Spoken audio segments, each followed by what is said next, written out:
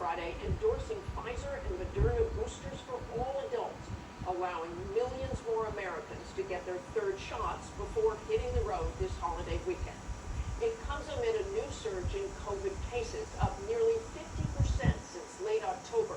Here to discuss is President Biden's chief medical advisor, Dr. Anthony Fauchi.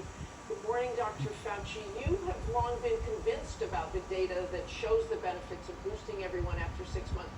But it was less than 5 weeks ago when the CDC chose not to recommend boosters for all adults. What finally changed their minds? Well, I think the data became very, very clear. We were looking at data when I was saying that I really felt very strongly that we should be getting boosters to everyone.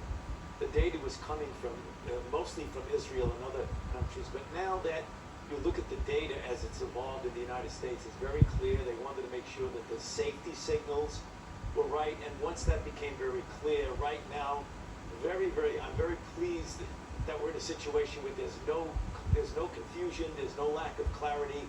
That if you've been vaccinated with a primary vaccination with an mRNA vaccine, either the Pfizer or the Moderna, 6 months or more ago, get boosted, and the same with regard to J&J. If you were vaccinated 2 months ago, get boosted.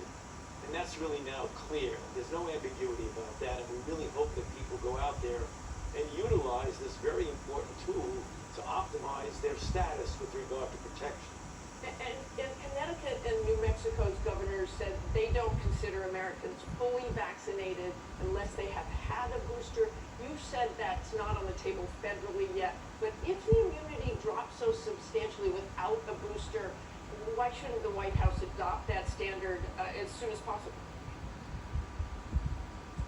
Well, first of all, you want to go with the science, Martha, and right now, if you look at the data that we have, fully vaccinated right now by definition is the original 2 doses with the mRNA and the Pfizer and Moderna, and a single dose with J&J. We'll continue to follow the data because right now, when we're boosting people, what we're doing, following them, we're going to see what the durability of that protection is. And as we always do, you just follow and let the data guide your policy and let the data guide your recommendations.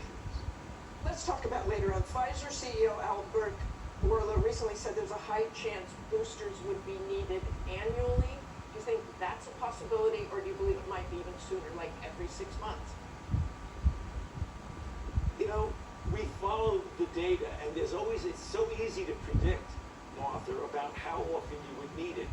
We would hope, and this is something that we're looking at very carefully, that third shot with the mRNA not only boosts you way up, but increases the durability so that you will not necessarily need it every 6 months or a year.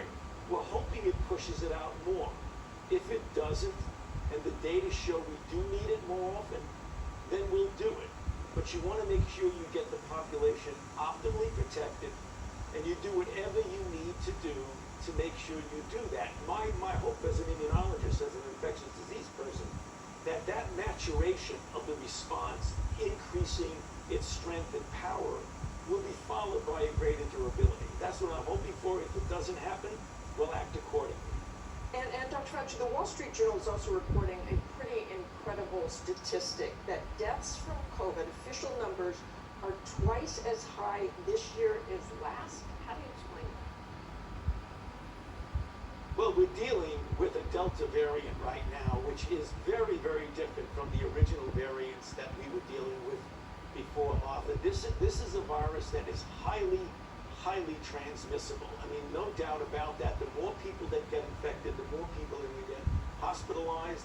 The more people that get hospitalized, the more people that are going to die.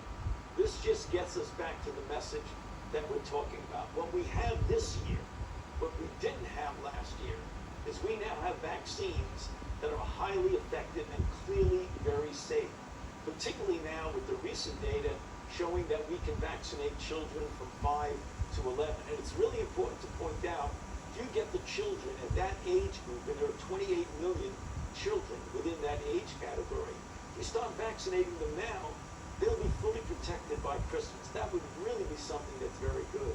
And that's the reason why we're encouraging parents to get children within that age group vaccinated. I presume we have to be cautious during Thanksgiving. You talked about Christmas protection with those boosters, but quickly Thanksgiving,